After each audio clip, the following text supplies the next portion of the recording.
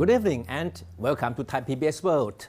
The decision by the Election Commission to have the Future Forward Party dissolved has set off a fresh round of speculation over its potential impact on the political landscape.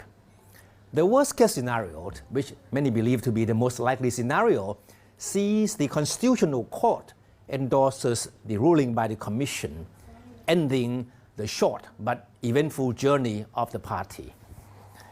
One big question that would follow is what will happen to the 80 MPs that the party has in the House of Representatives. How each of the MPs of the party eventually decides on his or her future would most likely have a strong bearing on the current political equation. Its leadership knows full well that if the hammer does come down from the Constitutional Court, it would have little control over what would happen to its MPs. But before we visit the post-Future Forward Party scenario, let's take another look at how the Election Commission arrived at its decision to penalize the young political party. At the heart of the case is the 191 million baht in personal loans that the Future Forward Party received from its leader, Thanathorn Jingrungruangkit. Let me tell you how we financed this party. Thanathorn explained that the Future Forward was a new political party, lacking financial resources. The loans were therefore needed to help finance the party's election campaign. The loans, he insisted, should not be classified as income or financial contribution, as the party would later on have to pay them back. But the Election Commission views it differently. The Commission cited Article 62 of the Political Parties Act, which lists sources of income that political parties can lawfully have access to. Unfortunately, for the Future Forward Party, loans are not among them. Then there is another article in the Political Parties Act which specifies the maximum amount of financial contribution a person can make to a political party.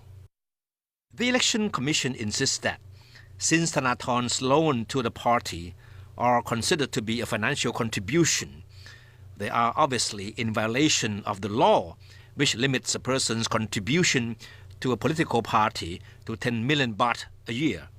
The restriction is designed to prevent political parties from falling under the influence of their donors or financiers. So in short, the Election Commission came to the conclusion that the party accepted the loans from Thanathorn in spite of knowing that they came from an illegitimate source, as well as exceeding the amount legally permitted. By doing so, the Election Commission deduces the party was in violation of Article 72 of the Political Parties Act, which prohibits political parties from obtaining financial contributions from illegitimate sources. And if the party is guilty as alleged, the Election Commission then believes it should be penalized as required by the law. Article 92 of the law authorizes the Election Commission to ask the Constitutional Court to consider dissolving political parties that knowingly receive financial contributions from illegitimate sources. Standing before the Constitutional Court is certainly a frightening prospect for the Future Forward Party, its leader Thanathorn in particular. It was only last month that the firebrand politician was disqualified as an MP by the court, which found him guilty of violating the Constitution for holding shares in a media company while registering to run in the March election. It's no surprise then why the party is bracing for the worst.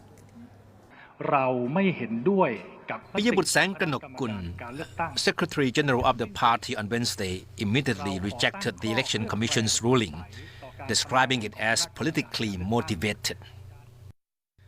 And in a sign of defiance, Thanathorn, the party leaders, today posted a message on his Facebook calling on his supporters to join a rally in Pathumwan area in downtown Bangkok tomorrow evening to demand what he called justice and equality for the society. Nevertheless, One big question is what will happen to the executives and MPs of the party in the event it is dissolved. Hardest hit will be members of its executive committee. They will be stripped of their electoral rights and banned from political activities for 10 years, meaning they, Thanathorn included, cannot set up a new political party during that period of time. The Future Forward, which scored a stunning victory in the March election, has 80 MPs in the House. The MPs have 60 days to switch to another party of their choice or lose their MP status. 11 of the MPs, including its Secretary General Piyabut, are members of the party's executive committee and face the possibility of being disqualified if the party is dissolved. It's being speculated that two of the key members of the Prayut coalition, Palang Pracharat and Phumchai Thai parties, will be the biggest beneficiaries of the potential demise of the Future Forward Party. They have both the political clout and financial resources to attract these MPs. With a laser-thin majority in the House, the government camp badly needs to fill its ranks with more MPs. The biggest political threat awaiting around the corner for the coalition is a no-confidence debate planned for early next year by the opposition. Palang Pracharat, given its political and financial strength, will definitely try to woo as many MPs from the Future Forward Party as possible to increase its numerical advantage in the House. And it's certain that many of them will willingly go along. If that happens, then the political equation would definitely change, meaning that the Palang Pracharat-led coalition would for the first time be politically secure. And of course, that would only come with a lot of horse trading. But it doesn't mean that a smooth ride for the Prayut government is guaranteed, because we all know that Thai politics is well known for its unpredictability. And that's all for Thai PBS World tonight. Thank you for watching.